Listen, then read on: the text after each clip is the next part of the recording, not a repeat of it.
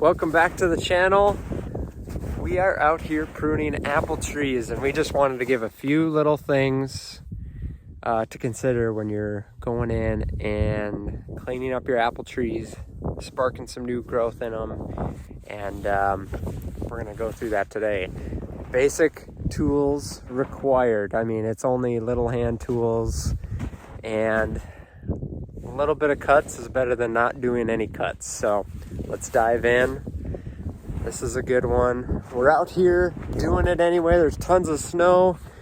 Last spring I didn't do it because I waited and we had some big wind problems and didn't want to cut too much with the trees and stuff, and I wish I would have cut a bunch of branches actually last spring. So I'm doing some right now, end of March here, and take advantage of a halfway decent day here in Minnesota. So this way we have less to do here once the snow is gone, and if we don't get to it, at least we've done some cutting and we're setting ourselves up for a better growing season. So here we are at this little apple orchard. There's 6 trees, and I'll show you what we got for 2 of them. I mean, this is it. We just got a little hand nipper, and this is all you're really gonna need on these newer trees that get planted. If they're a little older trees and established trees, you might need some other tools, like some loppers like that, maybe even a hand pruning saw, but all hand tools. You just want to make sure you're making controlled cuts. So let's dive in. So we've got 6 trees here in this little orchard. We've got another little orchard across the river that's got the same variation in varieties. There's 3 or 4 different varieties out here, but there's another 6 across the way, about a half mile away. And all we're doing in here is we're trying to clean these trees up. So we've got main leaders going up, like at least one main leader going up. So trimming some of those ones that are going straight up, so we got less competition. We're gonna get rid of any dead branches and stuff that is probably gonna die. Things that are gonna rub together or rubbing on any of the fencing or protections you've got on there. Let's get rid of that. And we're just making some cuts down low because we don't want our branches to start too low out here. We want them to be hopefully high enough so the deer aren't completely destroying the trees and all the fruit. But we do want them kind of at that prime height for deer. So we're gonna cut out a lot of those low branches and start forming the tree so you get these scaffolding branches, the horizontal branches sticking out one day when they're gonna be these big overarching branches. They might look small now, but those are gonna be your fruit-bearing limbs, and that's what you're gonna want. So we're just looking at clipping things back to get those best branches and leaders we want, and that's basically it.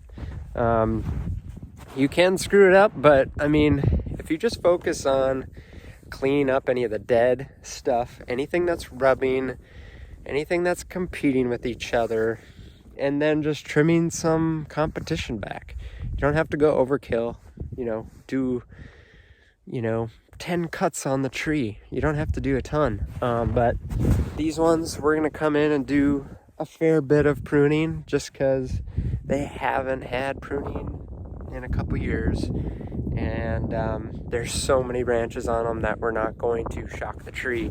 We're only gonna do about 25% of the live tree branches on these trees. And here we go. We hope you enjoy this video. If you're liking the content, please subscribe, follow along. There's more and more stuff I'm going to put out there on land, how you can improve your hunting property, and of course, real estate and everything you can do to financially set up your life to live more on the land and get the most enjoyment out of it. We're going to get into real estate investing and improving your hunting grounds and just everything we do as stewards of the land. So subscribe. Now, I'm just gonna dive through and show some videos on me pruning some stuff and maybe a little bit on why I'm picking some certain things, but that's pretty much it. And we're gonna come back in the spring and show another video as we clean up the bases once all the snow's gone, and make sure we're getting any of the other low branches that we didn't see. So here we go. This will be just our first phase of cleaning up these trees and pruning them back here. We have so much snow, so I want to get a jump start here and actually do some cutting on these so we don't forget or lose out on doing some nice pruning on these trees. But once the snow's gone, we're going to clean up these cages, get them resituated so there's no rubbing, and get rid of weeds and other suckers down low that we can just nip off and get rid of. So we'll focus here on the main leaders, dead branches, and clipping some of these branches and limbs back so we can start getting better new growth here on these apple trees.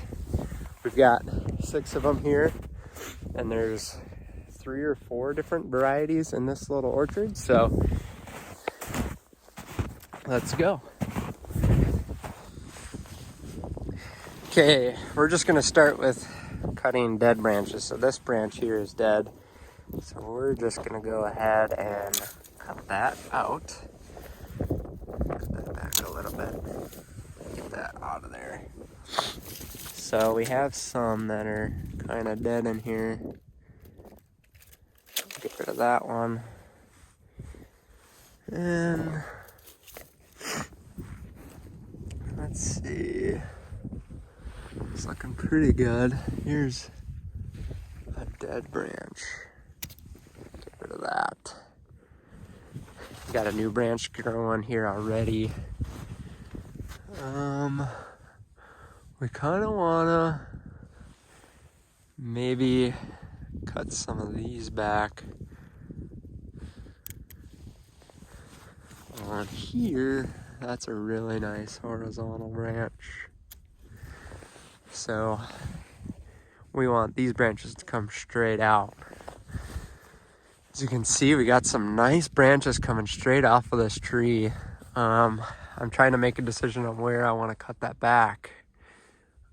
It's pretty tall already. I wonder if maybe we'll get rid of these 2 little branches on this 3-branch spur and cut just above that and get rid of that top. That one's damaged. Get rid of that.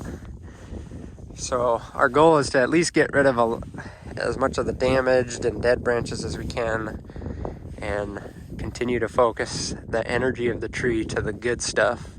And then we're gonna prune back the top a little bit so it starts putting a lot more energy on these big horizontal branches, which is gonna produce fruit. These are starting to get a couple years old. There's a chance this could be producing fruit this fall. Some of these fruit buds, they only get like 1/4 inch, 1/2 inch long there. That's all the longer they're gonna get. So we're gonna leave this branch. There's potential there. It's gonna have a few spots where it could produce some apples. This is probably getting into that 3-year-old growth. So we're gonna cut back some of this growth up here. That's probably gonna be 1 to 2 years old. And then, well, it's looking pretty good. So we clipped up these ones here as new horizontal branches. And so we'll have one coming out this way, one going that way, one going that way, and a branch going this way right in this location. So they should be hopefully not competing with each other too much right there. So that's gonna be looking pretty good. Yeah, this is This is a pretty good one. We're gonna have to do a ton of cutting on some of these other trees in here. But man, there's lots of snow. A lot of these, so this height of this fence around these trees, we want branches to be above these for sure, just for, deer browse purposes, and like, one, they're going to be rubbing up, and this one already is a dead branch. It's rubbing up against the fence anyway, so let's get rid of all that stuff and put the energy into these branches up above. It wouldn't be bad to maybe keep some of these branches a little higher up. We still want these scaffolding branches, the first ones, to be above deer level here. These ones we really probably need to trim way back so we can get some higher growth on them before we start growing better horizontal scaffolding branches. A lot of it too, just clipping some of this weed cover out of here. We'll have to do more later in the spring, but we want to get rid of that so we can see what we're doing. There's a dead branch. We're gonna cut that back. Get this one out of here. Clip these back. Get these out of there. And this tree's gonna start taking shape. I'm optimistic here on this one having fruit maybe this fall, so that'd be cool. So as we're coming in, some of these horizontal branches, see, this is probably fairly new growth, so we're gonna actually cut this one back. We don't want these branches this low. Get rid of this one, and actually we'll cut these up a little cleaner. This one's damaged right here.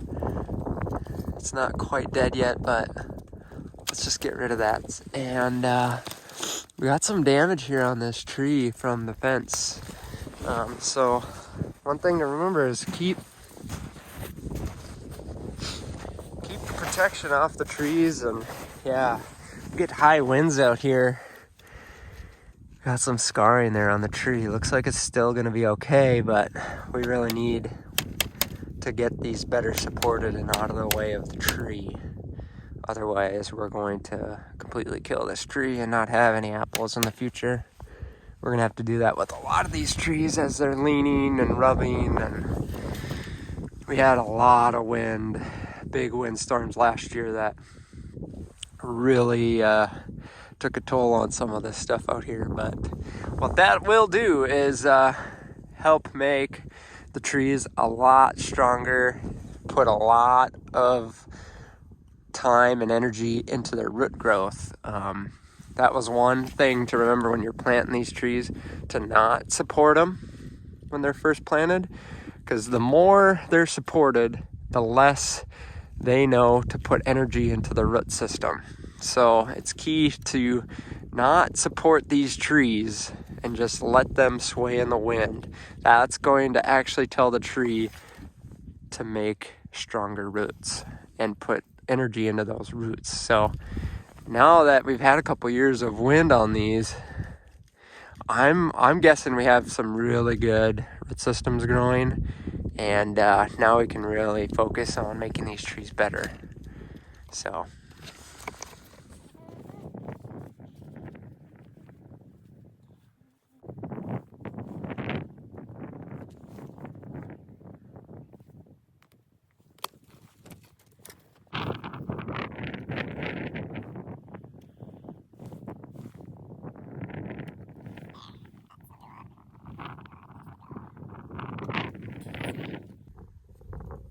this one's got buds growing, could bear some fruit. That's coming out this way. We're gonna cut this dead branch like that. That's gonna send a branch out horizontal this way.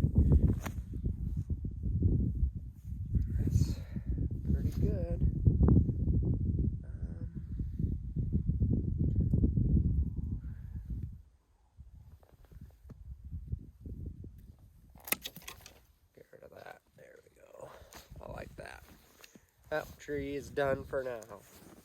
We might have suckers down below the snow here that we'll have to clip up and clean up in here and re-support the fence, but on to the next. Here are a couple of the finished products on our pruning here, and we'll just kind of go through on a couple trees and kind of the plans moving forward with the tree. Coming back this spring, we'll actually start kind of influencing some growth further out horizontally on like this branch. It's already intersecting pretty nice with the main leader. So we'll just kind of naturally bring this out. There's some pretty nice growth on this branch already.